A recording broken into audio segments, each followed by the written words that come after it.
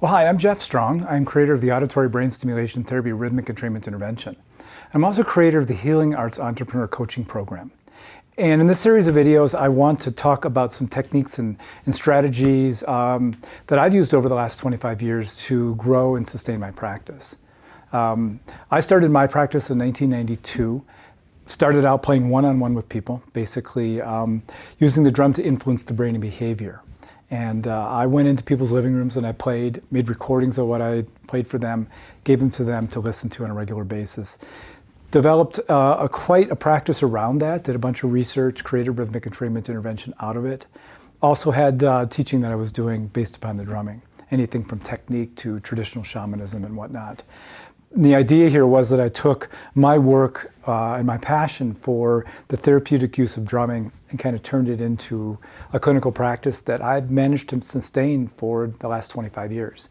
And in 2004, we started training professionals to offer rhythmic entrainment intervention in their practices. And they were anything from OTs to speech-language pathologists and physical therapists, psychiatrists, psychologists, really anybody who was working with the clientele that we would see, which is mostly people on the developmental disability spectrum, people with anxiety disorders, mood disorders, sleep disorders, brain injury.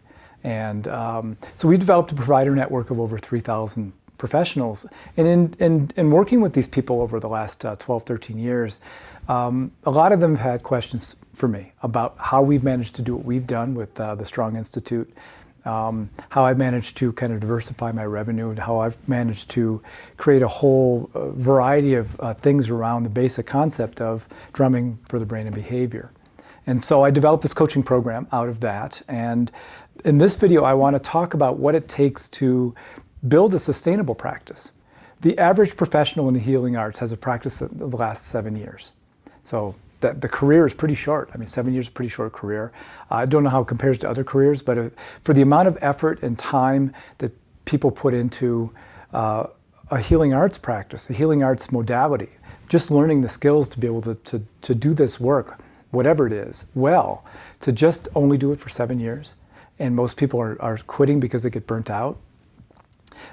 That saddens me, because there are simple things you can do to avoid that, to get around that, and build a practice that is going to feed your soul as well as your family, something that is going to keep you going through the tough times.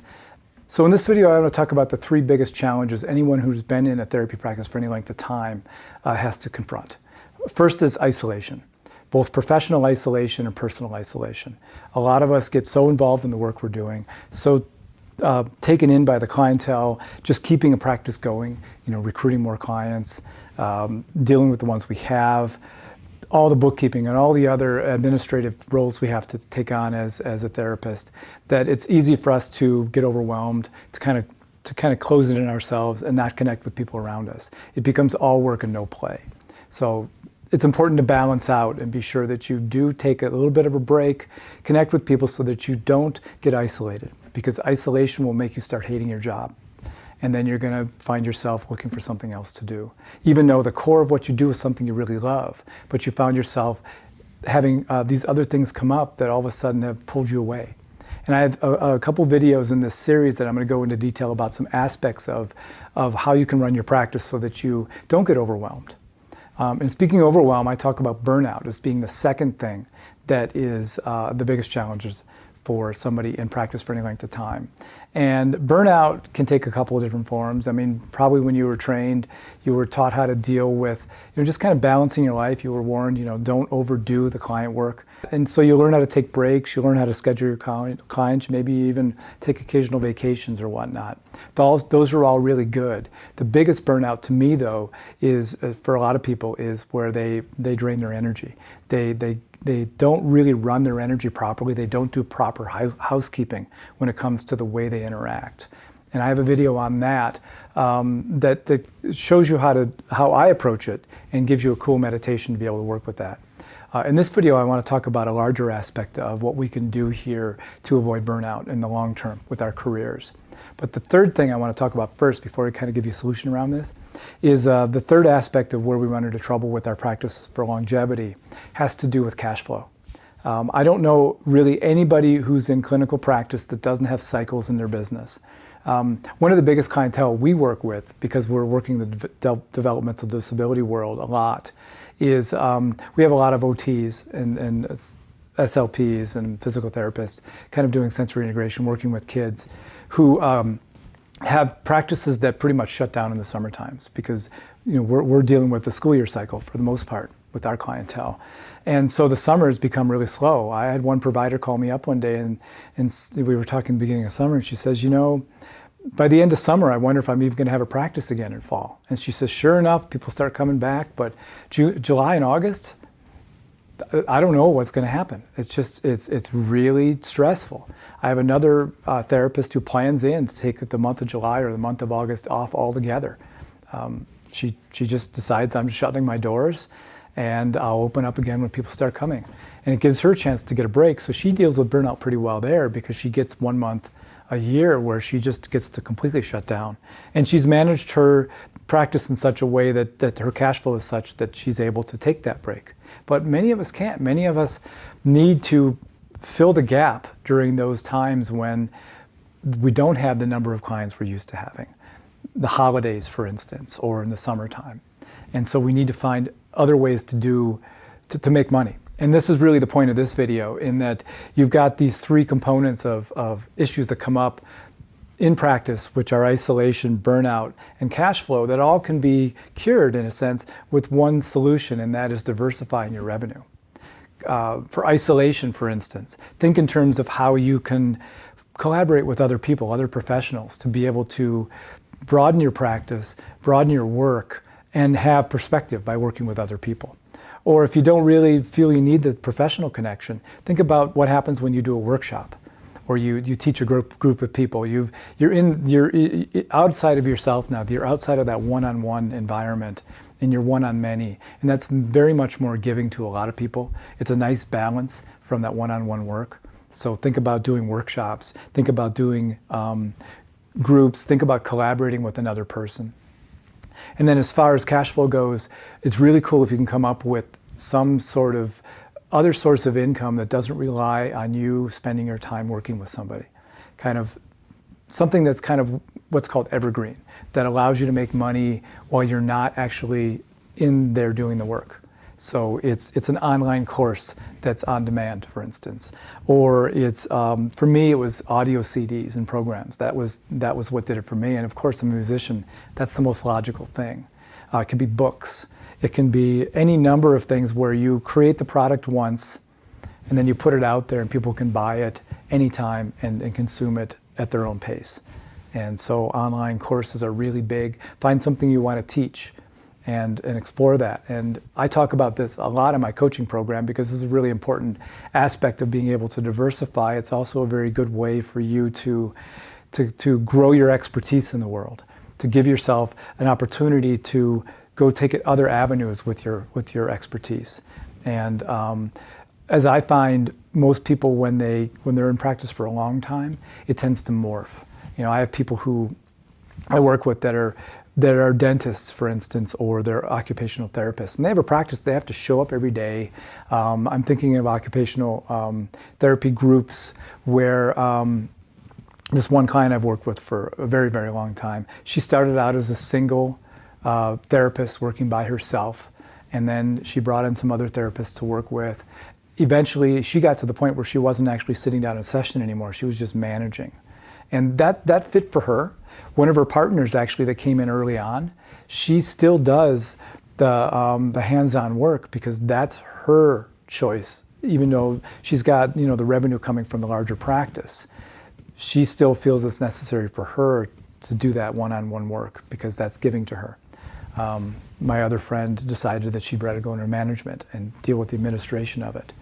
And so they each found their place within it, but they're still doing the core work they started with, and they were able to build a sustainable practice now that's 30 years old. So it's really cool to see that even after 30 years, these two therapists are still really excited about showing up at work every day. And that's the goal here, is for you to develop a practice that can grow with you, so that you're not beholden to just being in a chair in a room one-on-one with somebody else, for instance. Especially if you're hands-on, say you're a massage therapist, that can be pretty tough on your body after a couple decades. Maybe you want to morph into something else. So think about how you can diversify your revenue to make some variety in the work you're doing for your body and your soul. Even out your revenue so that you can make money on those lulls. So if you have those lulls in the summertime, is there something you added to your practice that would be summertime specific, that could raise your income in the summer, and then maybe that you wouldn't need to spend so much time on, for instance, the rest of the year? Or you just create evergreen products, courses, or you do affiliates. That's another great one where you can find people who are doing work that complements your work that you can create affiliate relationships with. Our provider network was built upon this idea that we could add to a person's practice with our therapy and allow them to offer more to their clients. And it's a win-win for us. We get to work with new clients. The therapist gets to offer more services and get referrals off of that, and the client themselves gets more services from the place they're going to, which allows them to get more gains in the long run. So look at that. Is there something that you can do along those lines? Think about what else you could learn to do. So maybe you're a massage therapist, or maybe you're a psychotherapist, and maybe you add EMDR, for instance, to your practice, or you might want to include core shamanism or something, looking in terms of what you can add to your practice. So the gist of it here is that when you hit these three major challenges, and you will, because that's what happens when anybody who's been in practice for any length of time, whether you feel isolated, you get burnt out, or you're dealing with cash flow issues, think about how you can diversify your revenue. What can you add to your practice that allows you to even out the cash flow, to get out of isolation, and to give you variety enough so that you don't get burnt out? So on that note, I'm going to play a little bit. One of the cores of what I do in my coaching program, and really all my programs, is to go back to the roots of what I do with rhythmic entrainment intervention. And like I said, when I started out, I went into people's living rooms and I played. And so I'm going to play the drum for a few minutes. I'm going to play at a mid-theta tempo. Now, theta is a state of consciousness where we're inwardly directed. It exists between about 4 and 8 cycles per second. I'm going to play at about 6. And this is the place where intuition, creativity, problem solving are enhanced. So it's a great place to go into when you want to kind of look at some ideas and explore some concepts. And in this case, I'd love it for you to settle in and just put in your mind, how can I diversify my revenue? Is there something I can do that can answer the question of getting out of isolation, or cash flow, or burnout? And maybe one of these isn't important for you right now. Maybe cash flow isn't an issue. Maybe you've got a really steady practice, but you're kind of getting burnt out, and you want to see if you can diversify in that way. Or maybe you don't feel isolated. You're a very social person. You've got a great social network, and so maybe social isn't really a big deal to you. But take a look at that, where you can diversify your revenue if it fits one of or more of these 3 categories, and then explore that a little bit. I'm going to play for a few minutes. When I'm done playing, definitely jot down what you experience. And in the next video, I'll go into another concept of what it takes to create a sustainable, successful therapy practice.